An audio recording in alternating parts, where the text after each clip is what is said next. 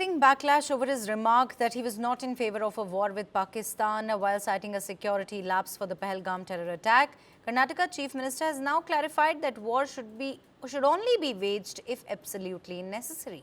Chief Minister clarified that he did not say that war should never happen, nor did he oppose waging war if required, adding that he had said that immediately going to war is not needed.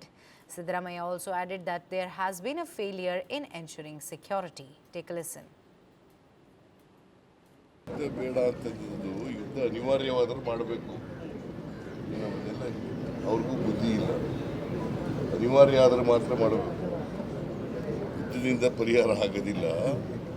ಯುದ್ಧ ಅನಿವಾರ್ಯ ಆದರೆ ಮಾಡಬೇಕಾಗ್ತದೆ. ಗೊತ್ತಾಯ್ತಾ? ನಾನು ಯುದ್ಧ ಬೇಡಿಕೆ ಬೇಡ ಅಂತ ಹೇಳಲಿಲ್ಲ.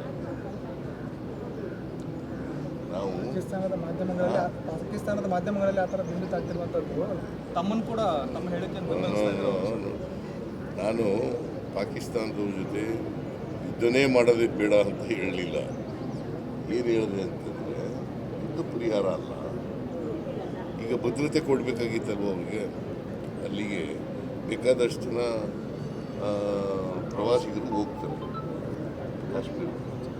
ಭದ್ರತೆ ಕೊಡಬೇಕಾಗಿರೋದು ಯಾರ ಜವಾಬ್ದಾರಿ? ಕೇಂದ್ರ ಸರ್ಕಾರದ. ಅದರ ವೈಫಲ್ಯ ಇದೆ ಅಂತ ಹೇಳಿದ್ದೀನಿ. 26 ಜನ ಸತ್ತೋಗಿದ್ದಾರೆ. 40 ಜನ ಸೈನಿಕರು ಸತ್ತಿದ್ರು ಅದೇ ಜಿಲ್ಲೆಯಲ್ಲಿ. ಸೊ ಅದಕ್ಕೆ there is a failure of the intelligence government of ಇಂಡಿಯಾದವರು ಸೆಕ್ಯೂರಿಟಿನ ಸರಿಯಾದ ರೀತಿಯಲ್ಲಿ ಕೊಟ್ಟಿರಲಿಲ್ಲ ಅಂತ ಹೇಳಿದ್ದೀನಿ. ಯುದ್ಧ ಅನಿವಾರ್ಯ ಆದರೆ ಮಾಡಬೇಕು, ಮಾಡಲೇಬಾರದು ಅಂತೇನಿಲ್ಲ. ಆದರೆ ಈಗ ತಕ್ಷಣಕ್ಕೆ ಯುದ್ಧ ಬೇಡ ಅಂತ ಹೇಳಿದ್ದೀನಿ.